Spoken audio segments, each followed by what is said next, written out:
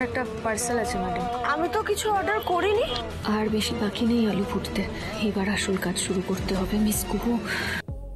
গৃহপ্রবেশ ধারাবাহিকের আজকের পর্ব। ধারাবাহিকের শুরুতেই আমরা দেখতে পাই মোহনা চলে যাবার পর শুভ তুফানের কলার থেকে মাইক্রোফোনটা সুযোগ বুঝে খুলে নেয় এবং তাকে বলে, তুমি চিন্তা করো না, আমি বলে দেব সে আর কোনোভাবেই তোমাকে ডিস্টার্ব করবে না। তুফান বলে, হ্যাঁ, ওকে ভালো করেই বলে দিও, আর বাড়ির লোকদেরও বলে দিও যে যখন ইচ্ছে যেন ঘরে না আসে। এরপর শুভ সেখান থেকে চলে যায় এবং মাইক্রোফোনের রেকর্ড করা কথাগুলো শুনতে থাকে। শুভ বলে, কোনো একটা ইঙ্গিত পেলে আমি বুঝে যাব মোহনা কোথায় রেখেছে আদিকে।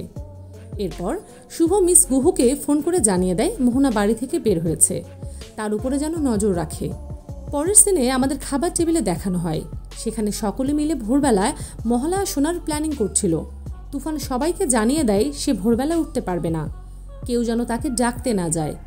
রূপক বলে, তুই তো নিউ ইয়র্কে থাকতে ভোরবেলায় উঠে জগিংয়ে যেতি, এখানে এসে আবার কি হলো?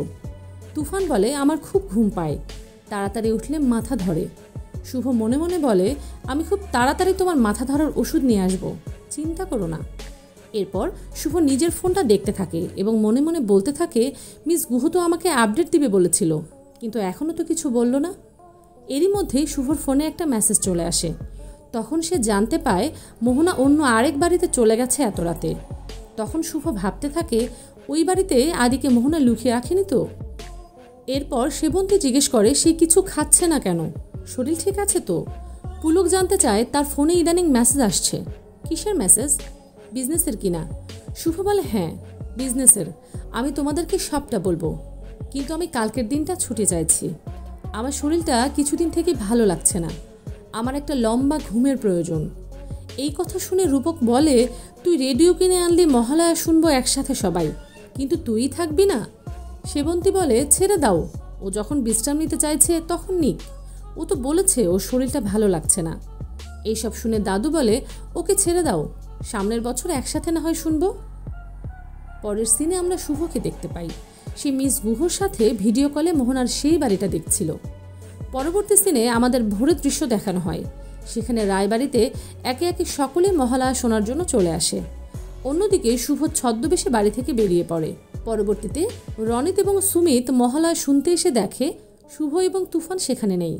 তখন রনিত তাদের ডাকতে চাইলে সেবন্তী বলে, শুভকে ছেড়ে দাও তো, ও তো বললো আজকে রেস্ট নেবে। তারপর রনিত চলে যায় তুফানকে ডাকার জন্য। পরের সিনে আমরা দেখতে পাই শুভ ছদ্মবেশে মিস গুহুর সাথে দেখা করতে গেছে। সেখানে গিয়ে সে জানতে পায় মোহনার বাড়িতে শুধুমাত্র ডেলিভারি বয় ছাড়া আর কেউ ঢোকে না।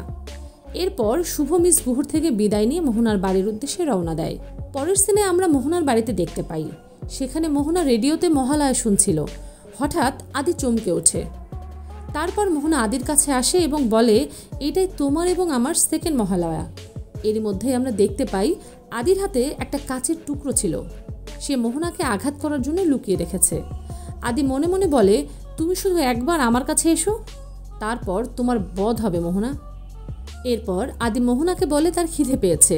তখন মোহনা বলে, ঠিক আছে, আমি তোমার জন্য খাবার বানিয়ে আনছি। ঠিক সেই সময় শুভ ডেলিভারি বয় সেজে মোহনার বাড়িতে এসে কলিং বেল বাজায়। হঠাৎ কলিং বেলের আওয়াজে মোহনা ঘাবড়ে যায়। পরবর্তীতে সে একটা ছুরি নিয়ে দরজা খুলতে চলে যায়। অন্যদিকে শুভ মনে মনে বলে, তুমি শুধু একবার দরজা খোলো মোহনা, তোমার খেলা শেষ করে দেব। পরের সিনে আমরা দেখতে পাই মোহনার দরজা খুলে দেয় এবং ছদ্মবেশে থাকা শুভকে জিজ্ঞেস করে সে এখানে কেন। শুভ জানায় মোহনার একটা পার্সেল ছিল, কিন্তু মোহনা বলে, আমি তো কোনো কিছুর অর্ডার করিনি। আজকের পর্ব এখানেই শেষ হয়ে যায়, দেখা হবে আগামী পর্বে।